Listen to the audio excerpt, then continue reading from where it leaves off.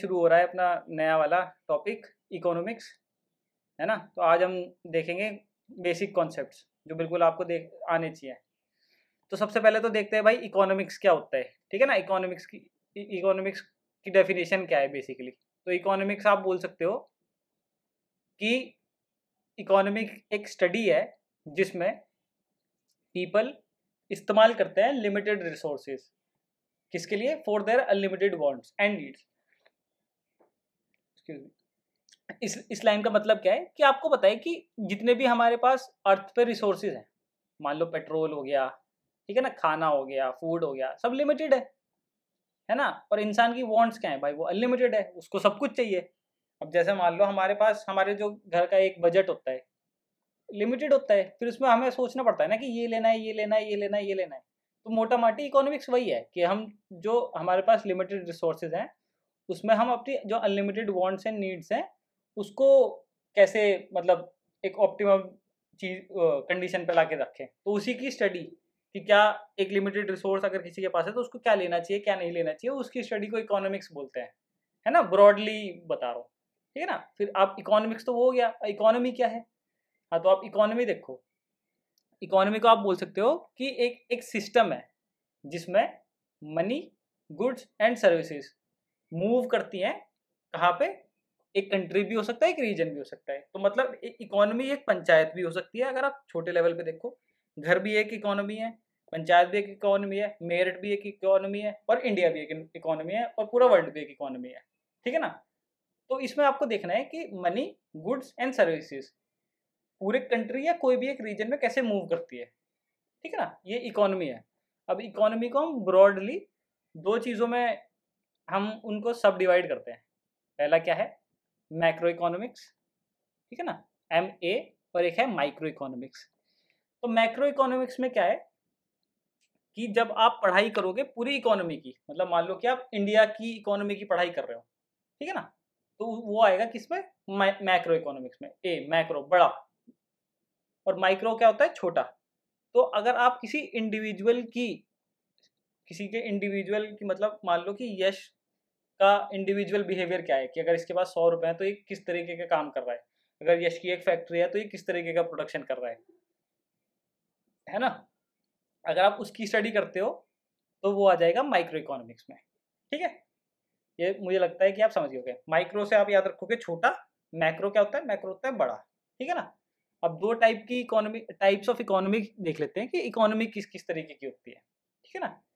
पहली होती है मार्केट इकोनॉमी।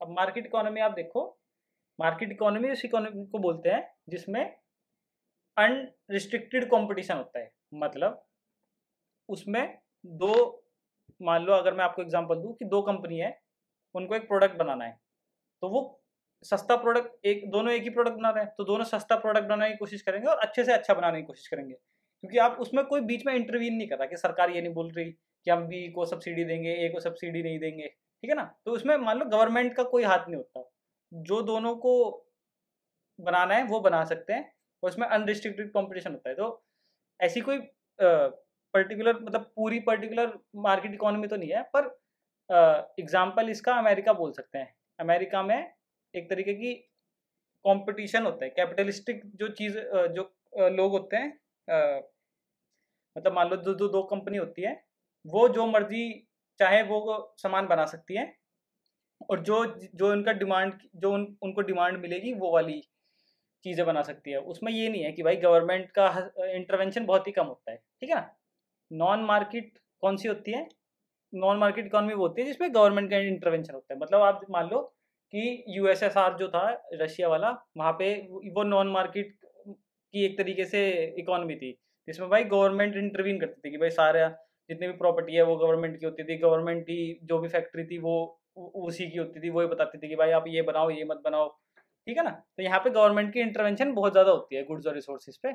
और तीसरी होती है मिक्स्ड इकोनॉमी, जहाँ पे पब्लिक भी होता है और प्राइवेट भी होता है। जैसे इंडिया को आप मिक्स्ड इकोनॉमी बोल सकते हो, जैसे यहाँ पे प्राइवेट कंपनी भी है, ठीक है, दवाई बनाने वाली, ठीक है, पर यहाँ पे गवर्नमेंट का इंटरवेंशन भी होता है कि भाई आप ये वाली दवाई इससे ज़्यादा महंगी नहीं बेच सकते, इससे कम नहीं बेच सकते, ठीक है ना। ये वाली में आप जीएसटी कम लगेगा, इसमें जीएसटी ज़्यादा लगेगा, इसमें ये वाली दवाई बनाओगे तो आपको हम और ज़्यादा प्रोत्साहन देंगे, ठीक है ना। तो इंडिया को तो आप मिक्स इकोनॉमी में मान लो, इंडिया को, ठीक है ना।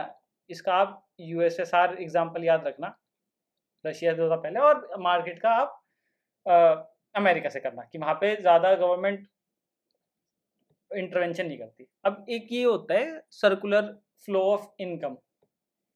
इसका क्या मतलब होता है, अगर ये बस समझने के लिए होता है, इसमें हम मान के चलेंगे कि एक इकोनॉमी में एक फर्म है और एक हाउस होल्ड है, बस दो ही चीज़ है। तो फर्म को क्या चाहिए होता है, फर्म को क्या चाहिए होता है, फर्म को चाहिए होता है भाई अगर वो लेबर रखेगी तो उसको वेजेस देने होंगे, प्रॉफिट कमाएगी, रेंट होगा और इंटरेस्ट होता है, तो ये फैक्टर इनकम्स होती है, ठीक है ना। तो अगर फर्म कुछ चीज़ बनाएगी तो हाउस होल्ड उसे खरीदेगा, उसको खरीदेगा तो वो फर्म को कुछ पैसा देगा, फर्म इससे भाई ये चीज़ें कमाएगी, फिर इन चीज़ों का खर्चा निकलेगा तो वेजेस वो किसे देगी, लेबर को देगी, है ना। प्रॉफिट कौन रखेगा, उसका मालिक रखेगा, ओनर रखेगा। रेंट किसे देगी, वो लैंडलॉर्ड को देगी। इंटरेस्ट जो देगा, इंटरेस्ट जिसे देगा भाई उसे जो जो उसको लोन पे पैसे देगा उसको इंटरेस्ट देगा, उनको पैसे देगा, वो पैसों से क्या करेंगे, फिर से जो फर्म कुछ सामान बनाएगी, ये गुड्स बनाएगी तो इससे सामान खरीदेंगे, तो ये सर्कुलर चलता रहेगा, ये इनको पैसे देगी, ये इस पैसे से इससे खरीदेंगे, फिर ये इनको पैसे देगी, ये इससे खरीदेंगे। तो भाई ये एक सर्कुलर फ्लो ऑफ इनकम है, पर ये समझने के लिए है बस, ऐसा असलियत में नहीं होता। पर ये है कि मोटा माटी ऐसे ही चलती है इकोनॉमी कि आप कहीं पे, जैसे आप कहीं पे काम करते हो, ठीक है, वहाँ से आपको सैलरी मिलेगी, सैलरी मिलेगी तो आप उस सैलरी से सामान खरीदोगे, सामान खरीदोगे तो फिर से वो फैक्ट्री में जाएगा, फैक्ट्री से फिर से वो मिलेगा, तो ये सर्कुलर इनकम घूमती रहती है, घूमती रहती है, घूमती रहती है, ठीक है ना। तो ये बोला जाता है इसमें, ठीक है। और आपको बहुत एक जो इकोनॉमी है उसका मेन चीज़ है स्कैरसिटी। स्कैरसिटी क्या होता है, किसी भी चीज़ की सप्लाई कितनी है। तो स्कैरसिटी हम ये मान के चलते हैं कि इकोनॉमी में सारी चीज़ स्केयर है, स्केयर मतलब कि कम है। आप ऐसे नहीं है कि अनगिनत है हमारे पास, जैसे पेट्रोल हो गया अनगिनत नहीं है, पैसे हैं अनगिनत नहीं है, ठीक है ना। आपको आपके पास 100 रुपये हैं, ठीक है, तो आज आपके पास 100 रुपये का ही आप कुछ खरीद सकते हो, आपके पास अनगिनत नहीं है, आप जो मर्जी वो नहीं खरीद सकते। तो स्कैरसिटी एक टर्म है जो बहुत ज़्यादा यूज़ होती है। तो इसमें स्कैरसिटी का मतलब होता है limitation, sorry, limitation of supply of particular commodity, कि मतलब एक कमोडिटी की सप्लाई कितनी कम है। तो ये बहुत ज़्यादा पूछा जाता है, मतलब यूज़ होता है, ये टर्म पूछा तो नहीं जाएगा, ठीक है। अब थोड़ा डिटेल में देख लेते हैं। जैसे मैंने आपको बताया था कि मैक्रो इकोनॉमिक्स क्या होता है, तो 1929 में इसको एक, पहले ये अलग ब्रांच नहीं थी, पर 1929 में इसको एक सेपरेट ब्रांच की के तौर पे पढ़ना शुरू कर दिया था।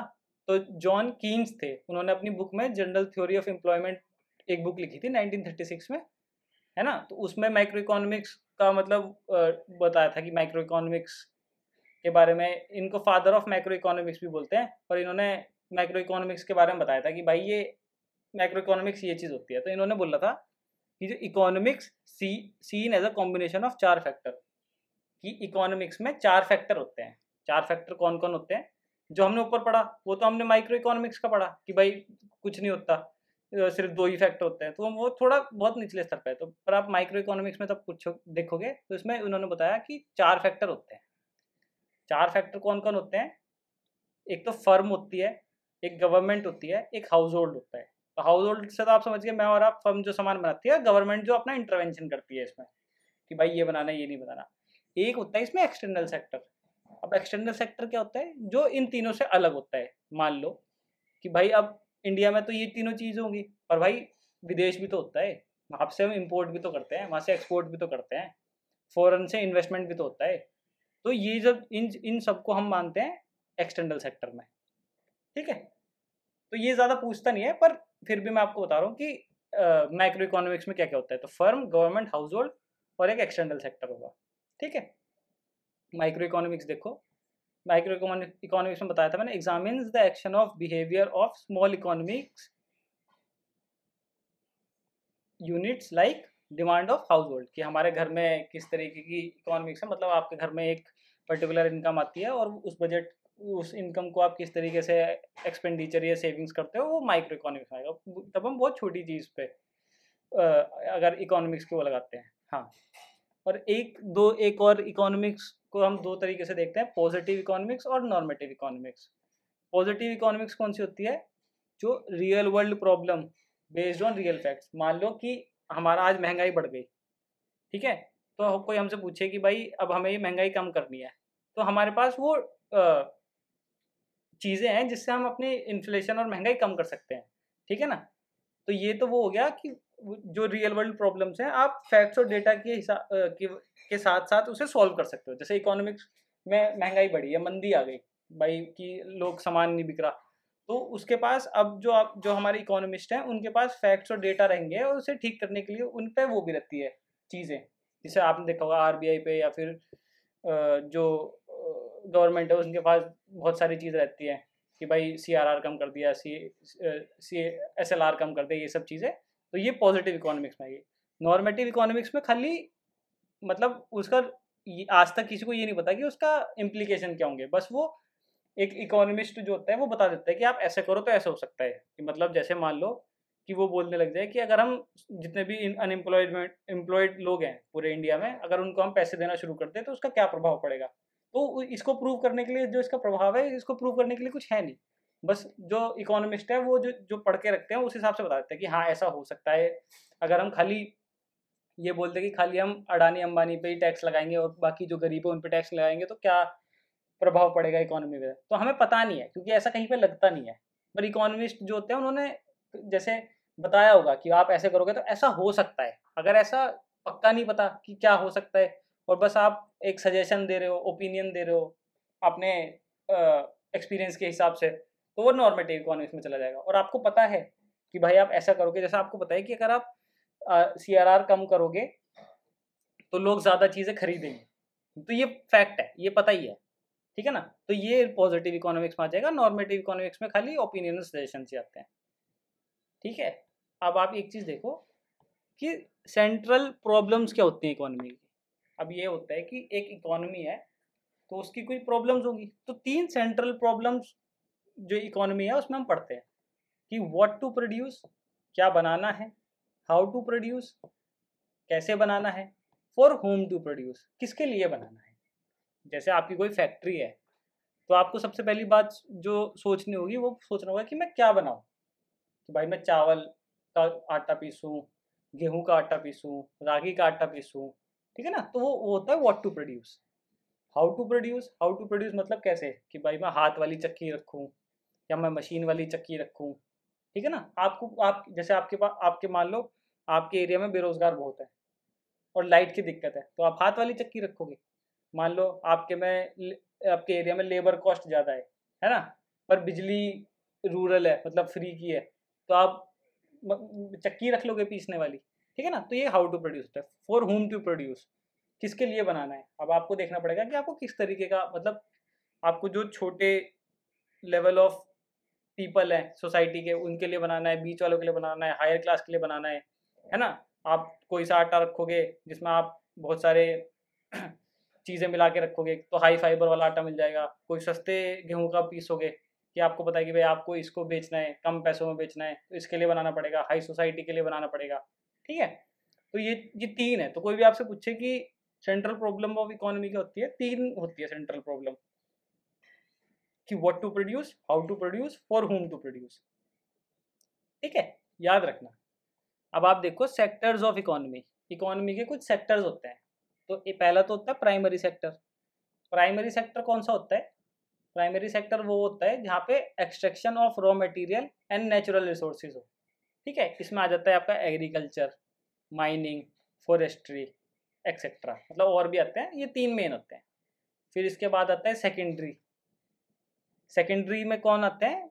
सेकेंडरी में वो वाली एक्टिविटीज़ आती हैं जो कि मैन्युफैक्चरिंग और कंस्ट्रक्शन एक्टिविटीज़ में वो देती हैं, क्या बोलते हैं उसे, साथ देती है, ठीक है ना। जैसे कि वाटर सप्लाई हो गया, ठीक है ना, इलेक्ट्रिक गैस हो गया, जिस चीज़ की आपके पास सप्लाई आती है, ठीक है। टर्जरी, टर्जरी में कौन होता है? जो सर्विस सेक्टर होता है। मान लो आईटी सर्विसेज हो गया, टूरिज्म हो गया, ट्रांसपोर्टेशन हो गया, कोचिंग से हम पढ़ते हैं वो भी सर्विसेज देते हैं।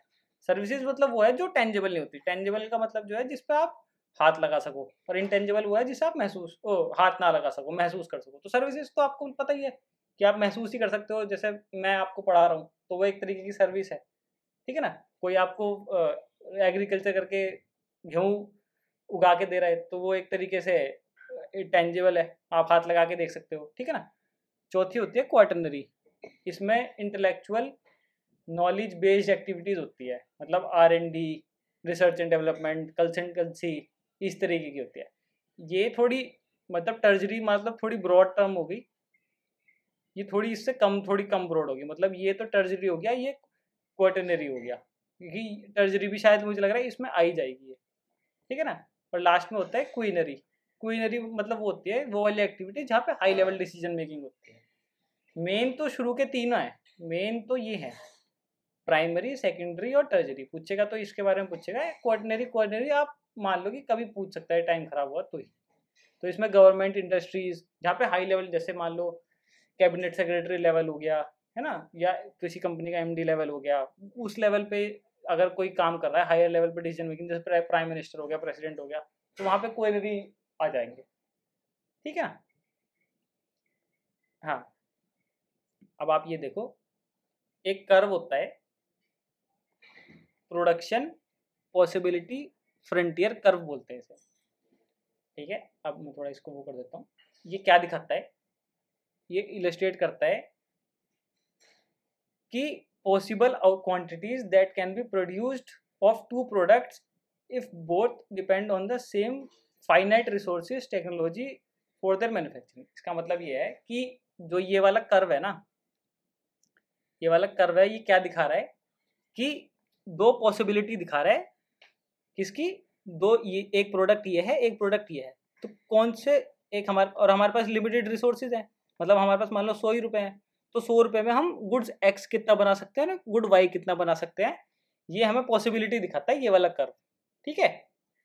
कि मान लो अब हमारे पास ये, जैसे मान लो 100 रुपये हैं, तो हम 100 रुपये में 90 तो ये वाली बना सकते हैं, पर 60 ये वाली बना सकते हैं।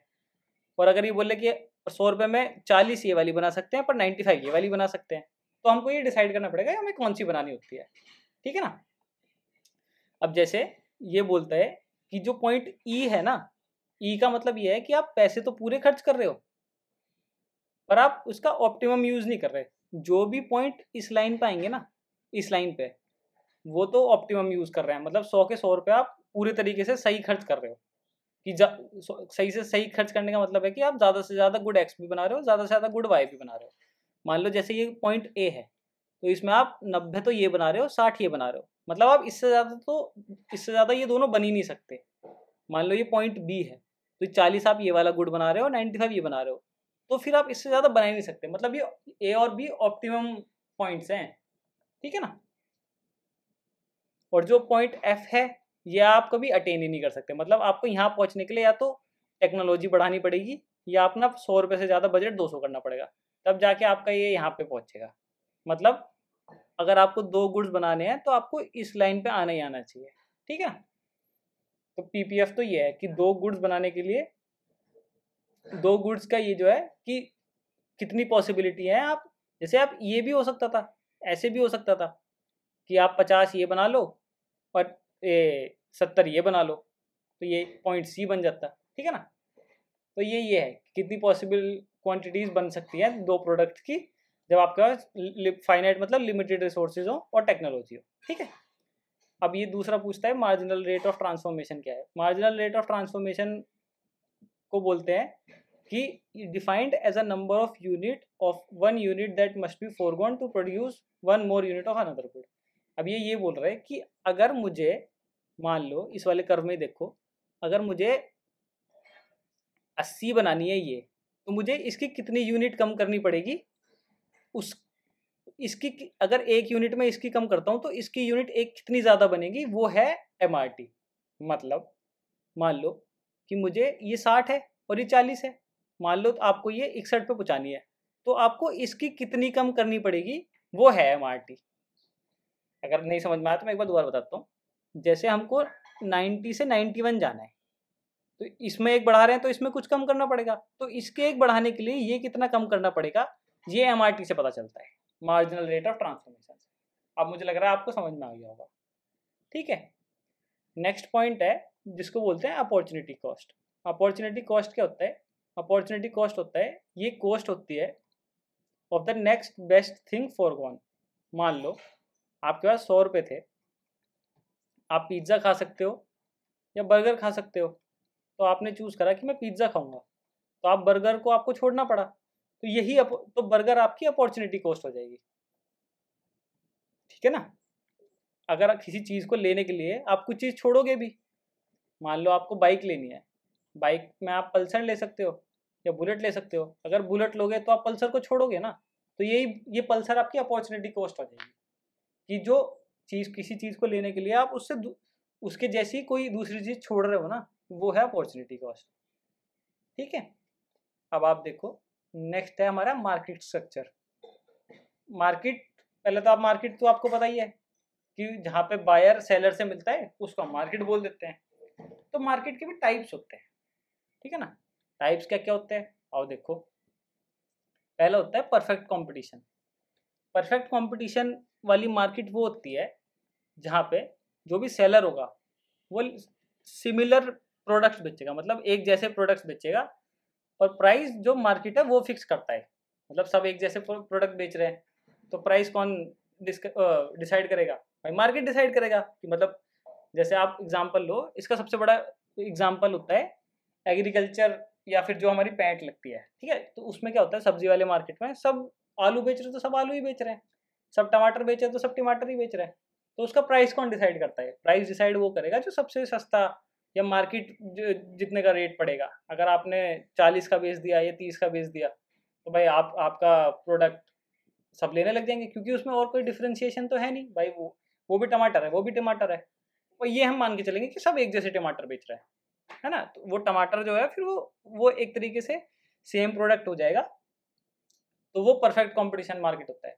हम कोई जो हमारी सब्जी वाली मंडी भी होती है ना, वो भी एक तरीके से पूरी परफेक्ट कंपटीशन नहीं होती, पर परफेक्ट कंपटीशन के बहुत ज़्यादा पास होती है।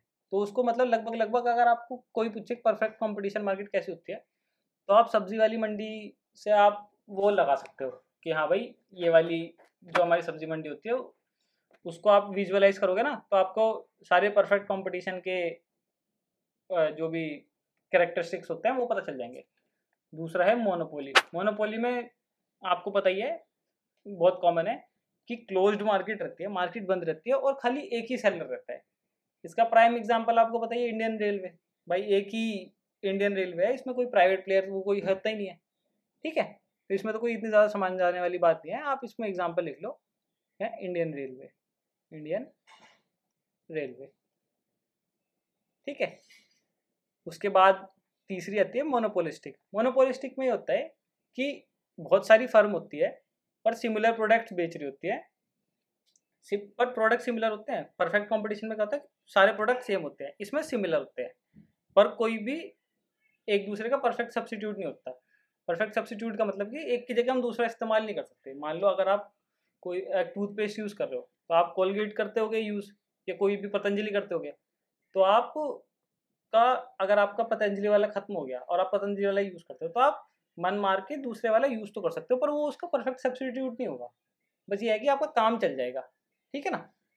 तो उसमें परफेक्ट सब्सिट्यूट नहीं मिलता, बस ये है कि आपका काम चल जाता है, ठीक है। तो वो मोनोपोलिस्टिक में होता है कि जैसे बहुत सारे चिप्स की कंपनी होगी तो वो मोनोपोलिस्टिक है, टूथपेस्ट की कंपनी होगी वो मोनोपोलिस्टिक है, कि बहुत सारी कंपनी है एक तरीके से एक जैसे प्रोडक्ट बना रहे हैं पर बिल्कुल एक जैसे नहीं बना रहे, ठीक है ना। जैसे भाई आपको लगता हो कि टूथपेस्ट में आपको नमक वाला चाहिए हो, तो नमक वाला टूथपेस्ट तो खाली एक ही बना रहा है, वो हट गया, तो आप टूथपेस्ट तो आपको बाकी मिल जाएंगे पर वो नहीं मिलेगा कि जो आपको चाहिए, ठीक है ना। फोर्थ है ओलिगोपोली।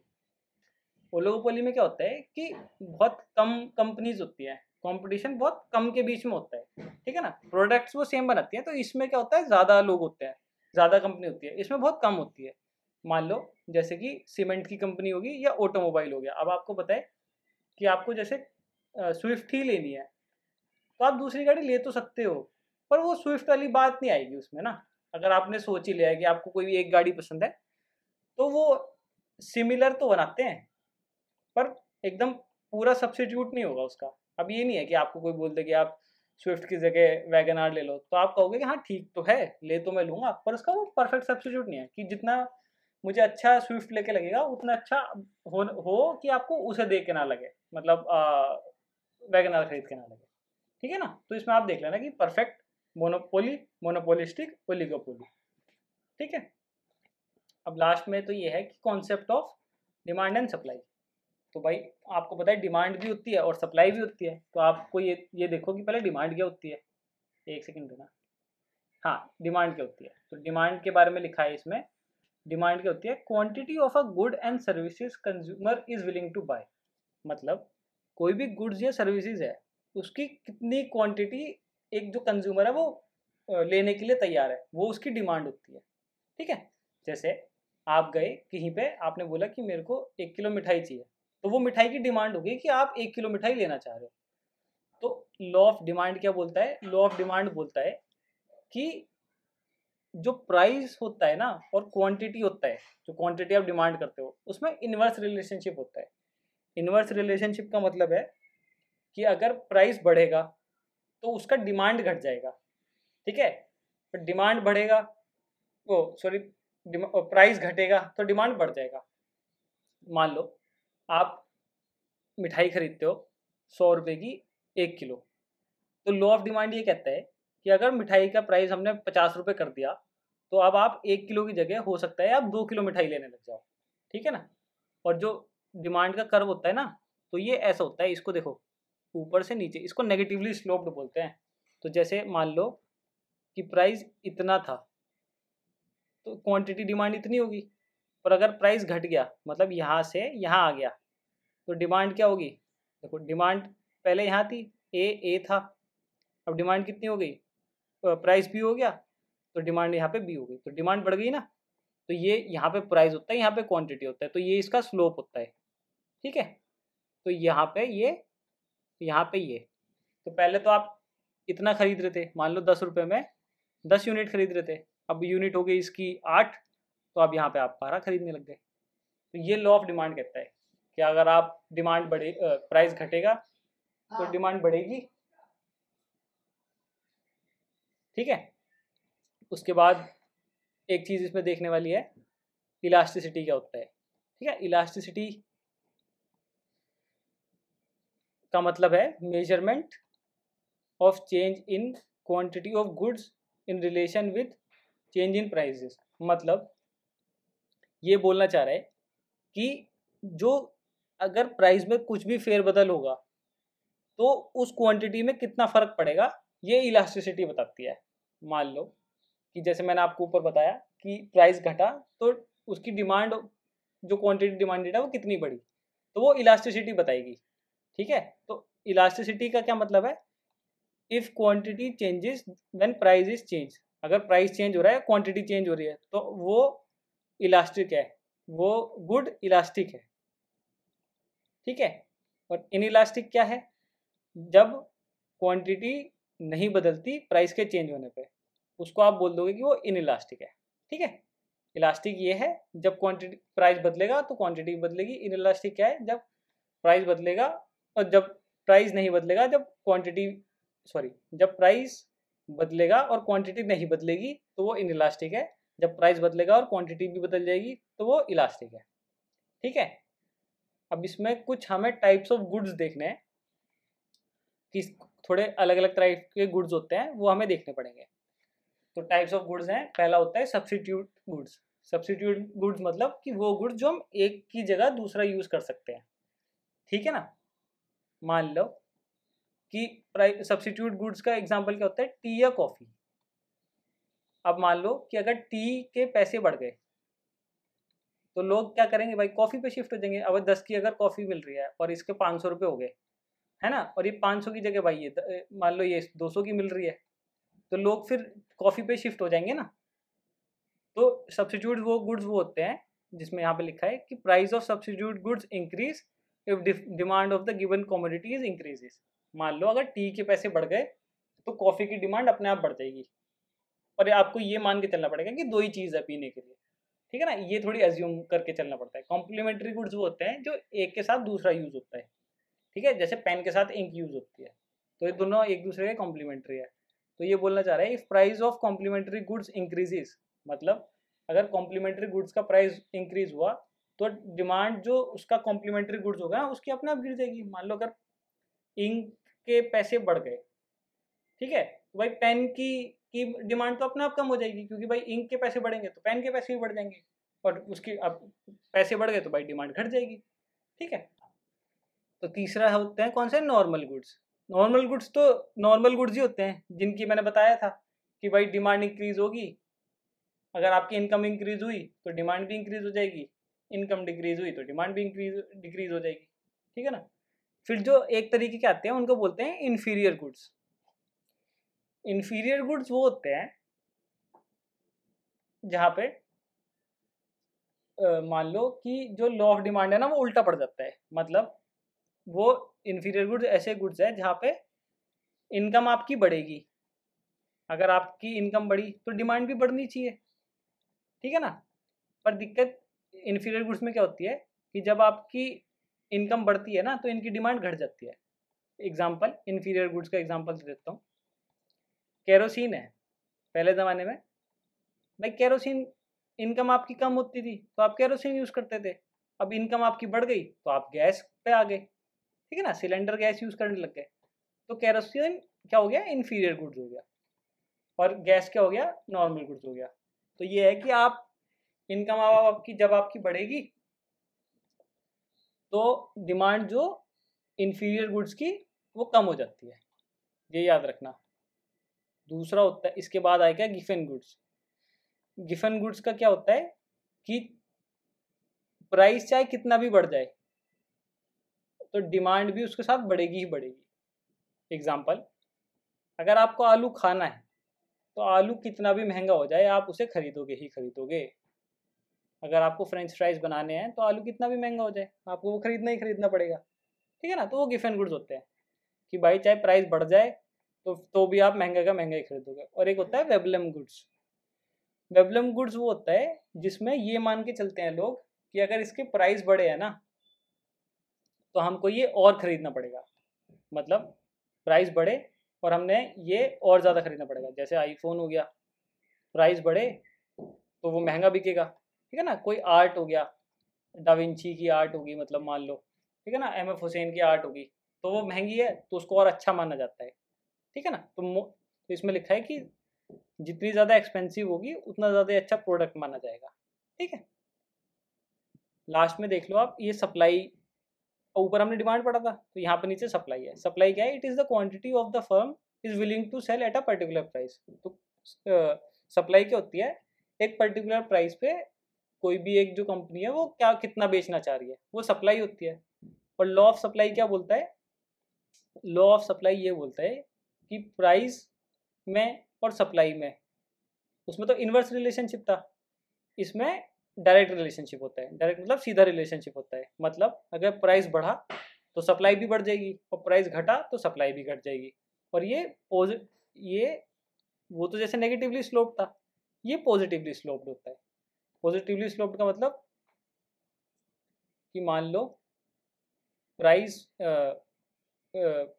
घटा तो इसकी वो भी बढ़ जाएगी, प्राइस घटा तो सप्लाई भी घट जाएगी। मान लो जैसे आप गुड्डे बनाते हो, गुड्डे बिस्किट बनाते हो, ठीक है, तो इनको क्या लगता है कि अगर प्राइस गुड्डे का बढ़ा तो ये सप्लाई भी बढ़ा देंगे क्योंकि भाई इनका प्रॉफिट ज़्यादा होगा, और गुड्डे का प्राइस घटा तो भाई उसकी सप्लाई भी घट जाएगी। ऐसा लॉ ऑफ सप्लाई बोलता है। और ये पॉजिटिवली ऐसे जाएगा तो नेगेटिवली स्लोप्ड होता है, जो जो डिमांड कर्व होता है ना, और ये पॉजिटिवली स्लोप्ड होता है ऐसे ऊपर को, ठीक है। तो कंपनी को क्या बनाना चाहिए, ये कैसे पता चलेगा, तो ये एक इक्विलिब्रियम पॉइंट होता है, मतलब ये डिमांड का कर्व है, ये सप्लाई का कर्व है, दोनों जहाँ मिलते हैं वो उस प्राइस पे उतनी क्वांटिटी बनाना सबसे फायदेमंद होता है। मान लो कि यहाँ पे ये सप्लाई का कर्व है, ये डिमांड का कर्व है, यहाँ पे प्राइस है, यहाँ पे क्वांटिटी है, तो ये दोनों यहाँ पे मिले तो इस प्राइस पे इतनी क्वांटिटी बनाना बहुत ज़्यादा मैक्सिमम बेनिफिट्स देगा किसी भी फर्म को भी और जो खरीदने वाला है उसको भी, ठीक है। लास्ट में बस आपको ये देखना है कि एडम, दो थे ये, एक Adam Smith, father of economics भी बोलते हैं इसको, फादर ऑफ कैपिटलिज्म भी बोलते हैं, और इसने बुक्स लिखी थी थ्योरी ऑफ मॉरल सेंटिमेंट्स और वेल्थ ऑफ नेशंस। और जॉन कीन्स थे, इनको फादर ऑफ माइक्रो इकोनॉमिक्स बोलते हैं, और इन्होंने लिखी थी economic consequences of peace, end of laissez faire और जनरल थ्योरी ऑफ एम्प्लॉयमेंट। ये वाली सबसे इम्पोर्टेंट है, ठीक है। तो ये सब था आज के लेक्चर में।